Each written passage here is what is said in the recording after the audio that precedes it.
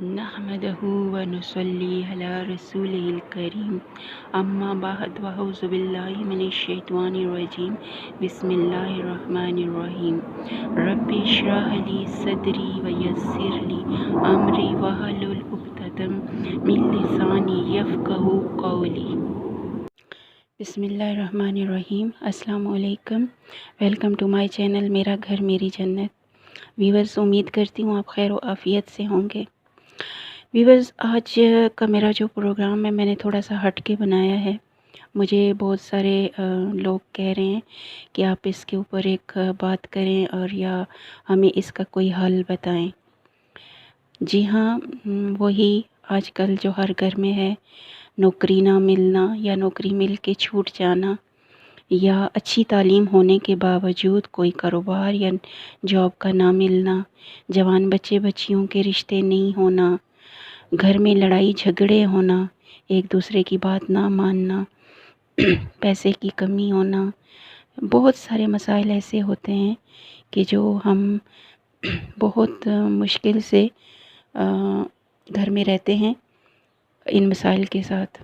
تو آج میں آپ کو یہ بتاؤں گی کہ اگر یہ ہمارے گھر میں اللہ نہ کرے ایسا کوئی مسئلہ ہے تو اس کو ہم نے کیسے سولو کرنا ہے، ہمیں کیسے پتہ چلے گا کہ ہمارے گھر میں یہ مسائل ہیں تو کیوں ہیں، اور ان کی کیا وجوہات ہیں، اور اس کو ہم کیسے دور کر سکتے ہیں۔ اس کے اوپر میں نے آج آپ کو بات آپ کے ساتھ کرنی ہے، شیئر کرنی ہے۔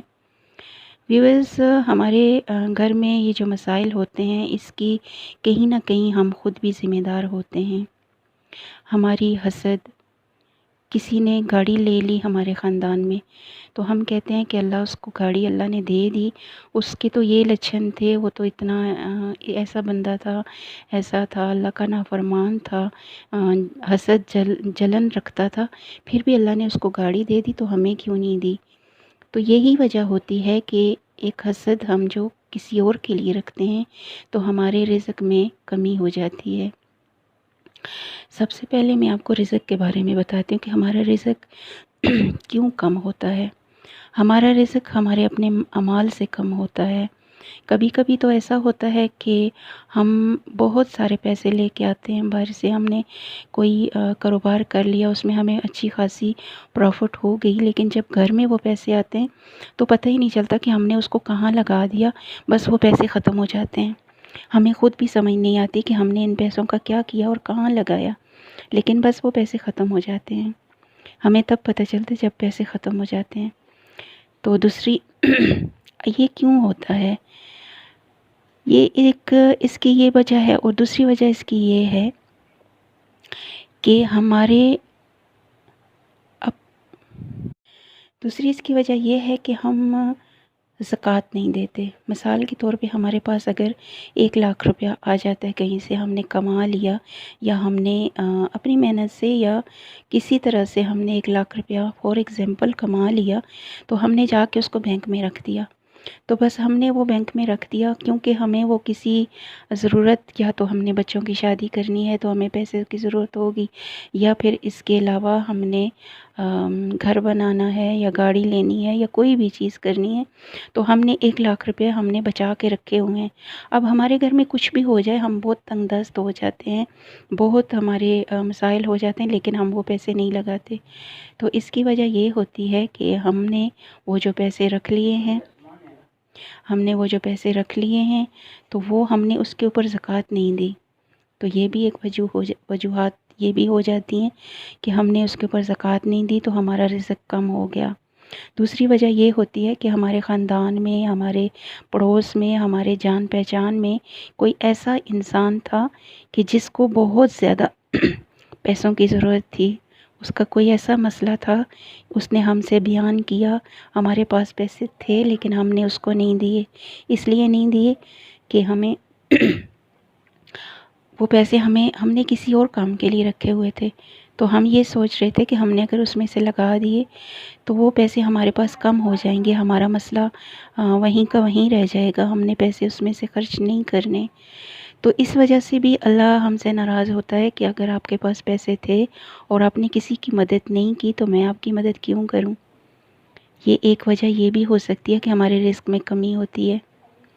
تیسری وجہ اس کی یہ ہو سکتی ہے کہ انسان ایک یہاں پہ میں آپ کو ایک بات اور بتانا چاہتی ہوں کہ یہ جو رزق ہمارے پاس آتا ہے، اگر ہمارے پاس وہ 1 لاکھ روپیہ جو تھا، وہ اگر اس میں سے اگر ہم نے 10,000 کی بھی زکوٰۃ دی ہوتی تو ہمارے پاس اللہ کا وعدہ ایسا ہے کہ اللہ نے کہا ہے کہ تم 1 روپیہ دو گے، میں 10 روپے تمہیں دوں گا۔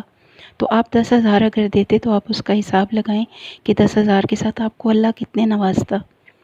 یہ اللہ کا فرمان ہے، اور اللہ آپ کو پتہ ہے کہ اللہ اپنے وعدے سے پیچھے تو کبھی ہٹتا نہیں ہے۔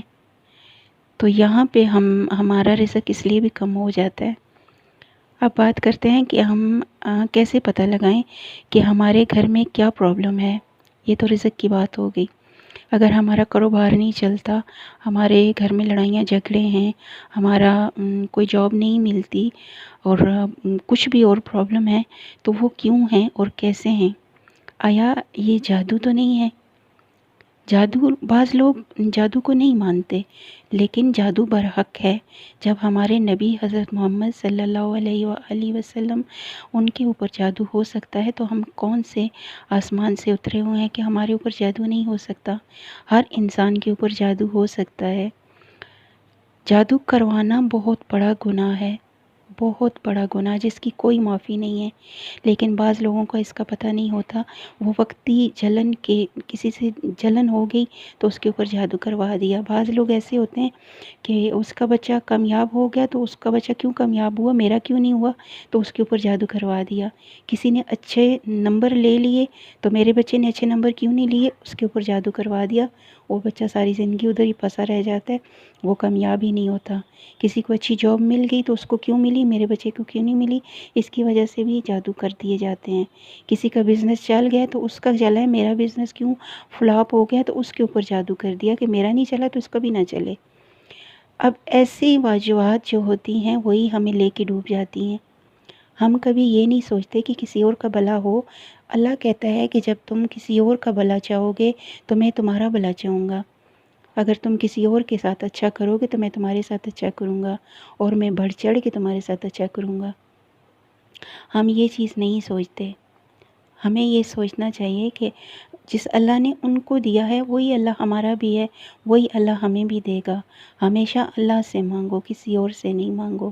کسی اور کے ساتھ جلن حسد نہ رکھو، یہ بھی ہمارے رزق میں اضافے کا باعث بنتا ہے۔ ہم کسی اور کے لیے دعا کرتے ہیں تو اللہ ہماری 70 دعائیں ایسے ہی قبول کر لیتا ہے۔ ہم اپنے ماں باپ کے لیے دعا کرتے ہیں تو ہمارے رزق میں اضافہ ہو جاتا ہے۔ ہم کسی باہر کے کسی دوست احباب کے لیے دعا کرتے ہیں تو ہمارے رزق میں اضافہ ہو جاتا ہے۔ ہم کسی کے لیے اچھا سوچتے ہیں تو ہمارے رزق میں اضافہ ہو جاتا ہے۔ رزق میں اضافہ کرنے کے لیے بہت ساری دلیلیں ہیں۔ ایک وجہ یہ بھی ہوتی ہے کہ ہم کسی کے ساتھ اچھائی کرتے ہیں، ہمیں پتہ نہیں ہوتا، لیکن ہم نے وہ اچھائی کی ہے تو ہمارا رزق اس سے بھی بڑھ جاتا ہے۔ اور کبھی کبھی ہم کسی کے ساتھ نہ جانے میں انجانے میں ہم کر لیتے ہیں برائی، تو وہ ہمارا رزق وہاں پہ کم ہو جاتا ہے۔ تو ہمیں ہر قدم سوچ سمجھ کے اٹھانا چاہیے، کیونکہ ایک مسلمان ہونے کے ناطے ہم پر یہ فرائض ہیں، ہم پر یہ فرض ہے کہ ہم اپنے علاوہ دوسروں کا سوچیں۔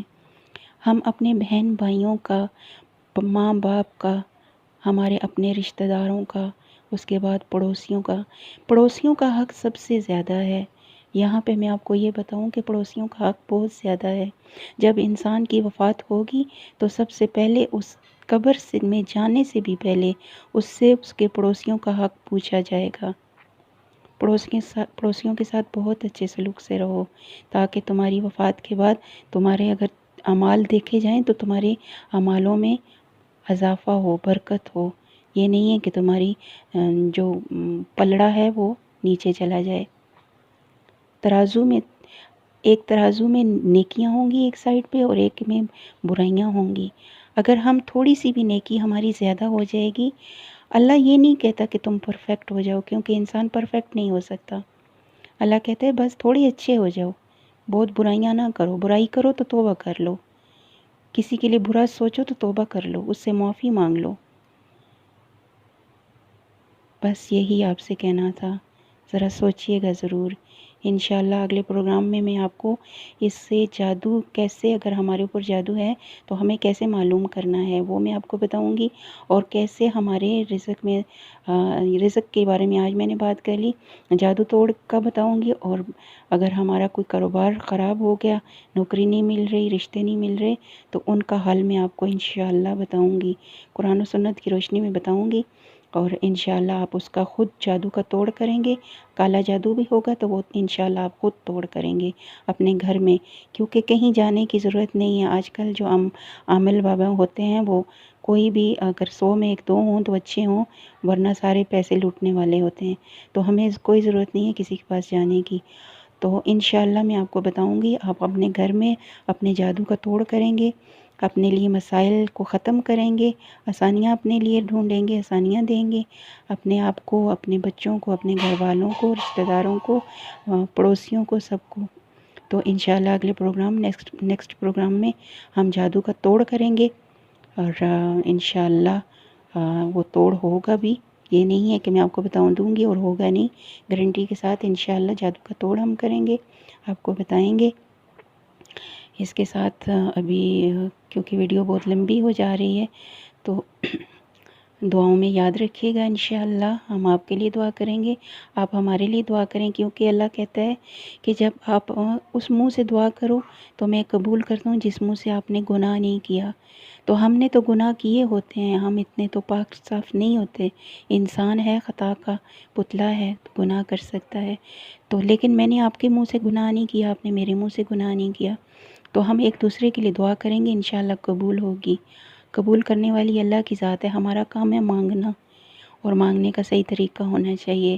اللہ کبھی بھی کسی کی دعا کو رد نہیں کرتا، ہر کسی کی دعا ضرور رنگ لاتی ہے، میں نے آزمایا ہوا ہے، جب بھی دل سے دعا کرو گے ضرور کامیاب ہوگے، اللہ قبول کرے گا۔ اللہ آپ کا بھی، ہمارا بھی، ہمارے لیے بھی، آپ کے لیے بھی آسانیاں پیدا کرے۔ اللہ ہمارے ایک دفعہ درود شریف پڑھیں اور اس کے ساتھ اختتام کرتے ہیں۔ اللہم صلی علی محمد وعلی آل محمد کما صلیت علی ابراہیم وعلی آل ابراہیم انک حمید مجید۔